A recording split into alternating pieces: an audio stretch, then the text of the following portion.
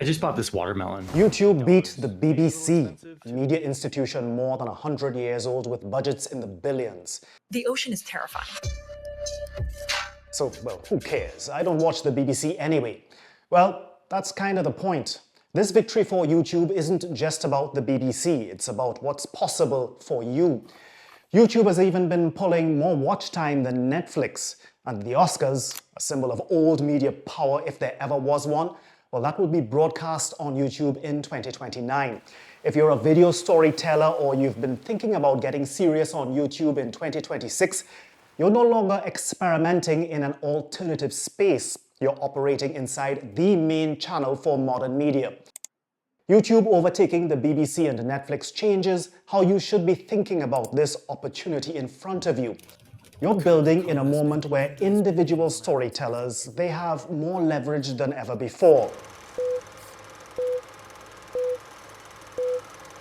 The 4th, 1851, an obscure Scots missionary... For over a century, the BBC defined what quality media meant. The infrastructure, the talent pipelines, the institutional credibility to set the standard. It was all there. To be taken seriously as a filmmaker or a journalist, you set your sights on the BBC, PBS, or a major film studio. To get your stories out to the world, someone had to let you in. A commissioning editor, a studio executive, a broadcast slot. The barriers were up here. YouTube started changing that in 2005, but for years it was dismissed as just a playground for amateur content. Real media stayed in the hands of the institutions. But with YouTube surpassing the BBC, it means audiences are choosing independent creators over the institutions that used to be the only game in town. Nearly 50 million people ditched a media giant that pours billions into crime dramas, comedies, and all sorts of television series in favor of what content creators are posting here. So what are the forces affecting YouTube and the BBC? And the really big question, what do they mean for you? While the BBC and Netflix have been spending billions and hiring big names to try to hold on to audiences, nobodies with no money creating content on YouTube were quietly pulling the rug out from under the traditional media model. It's almost like the BBC and Netflix didn't see what was sneaking up behind them, changing audience consumption patterns. You see, audiences have greater choice with YouTube, binging content that more closely reflects their own experiences, challenges, and ambitions. The platform is more responsive to what viewers want and the formats they prefer. YouTube learns what each person likes and keeps serving them more of it. And it shares that information with creators in real time. Creators can see retention graphs, exactly where viewers drop off, and what other content they're watching. That information, it's a huge advantage because it gives creators the ability to create content with a higher chance of being a hit with audiences. Traditional broadcasters wait weeks for ratings data and conduct focus groups just months before air dates. But the shift driving YouTube's success is even bigger than all of these things I just mentioned. Understanding it is the key to success in this age influenced by audience agency. YouTube is more popular than ever with audiences, and it might have leveled the playing field for creators, but that doesn't mean it's easy to succeed on it. Millions of creators are publishing videos right now and not even breaking 100 views. I mean, I speak from personal experience. I spend days scripting, shooting, and editing, pouring everything I have into a video only to watch it die on the vine with double-digit views. And it's extremely deflating to put your blood, sweat, and tears into a video that vanishes into the feed like smoke in the wind. Sometimes I feel like I'm talking to myself down in a well. You see, it's so competitive on YouTube now, it's not just about making good content anymore. If only. Your videos are invisible unless you crack the code on thumbnails, titles, SEO, pacing, audience psychology. The algorithm doesn't care about your passion or how hard you worked on your video. It cares about one thing. Did people click and did they keep watching? So the opportunity on YouTube is real, but the failure rate is even realer.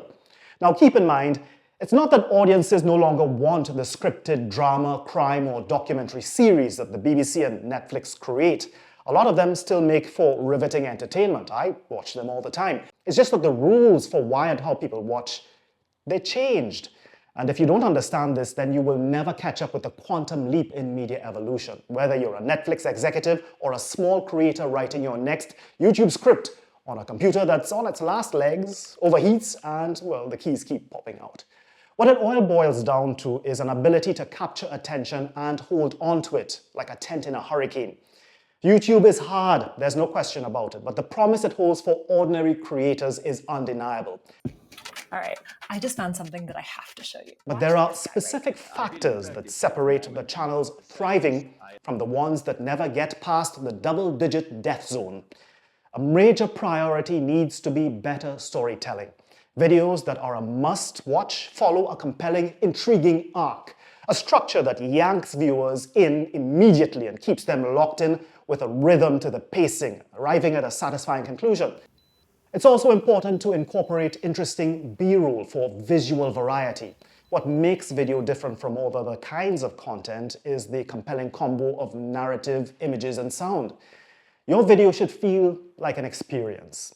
You also want to think in terms of series, not one-offs. When viewers finish one of your videos, you should have more content that nudges them to keep watching. That means connected topics, formats, or narratives that create bingeability. I have the storytelling, B-roll, and series aspects down because I worked in television for 2 decades, so I have that in my back pocket. My Achilles heel, though, is titles and thumbnails. So I'll be trying to improve those because I've realized that I can create the best video on the platform, but if the title and thumbnail don't make audiences stop scrolling and click my video, well, it might as well not exist. Well, if you've gotten this far in my video, congratulations to me. I managed to hold on to your attention. If you'd like to learn how to do that, if you'd like to learn how to create videos like this one, well, I can share my video storytelling techniques with you. The same techniques I sharpened over 20 years in broadcast television. They're the same methods I apply to all of my videos that I do for social media today. Click the link in the description below to book a coaching session with me. In it, we'll talk about how to shape those narratives that really hold on to the audience in the first seconds of your video, how to use visuals and sound to amplify your message, and how to boost your magnetism through your on-camera delivery to really keep the audience riveted and interested in you. Now, I can't take too many content creators in this session because it's sort of one-on-one that we're looking at. But if you're serious about leveling up your video storytelling in 2026, then click the link in the description below.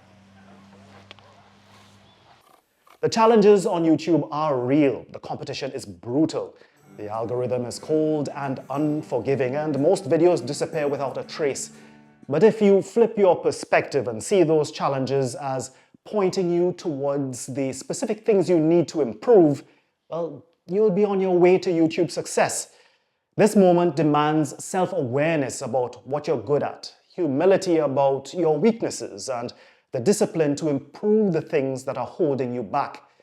Everyone's experience on this platform is going to be different, but the fact that YouTube is now a major rival to the BBC, Netflix, and massive streamers, it says that the future for content creators is now only limited by your imagination, creativity, and patience. So tell me, how do you feel about your chances of success on YouTube? Let me know in the comments below.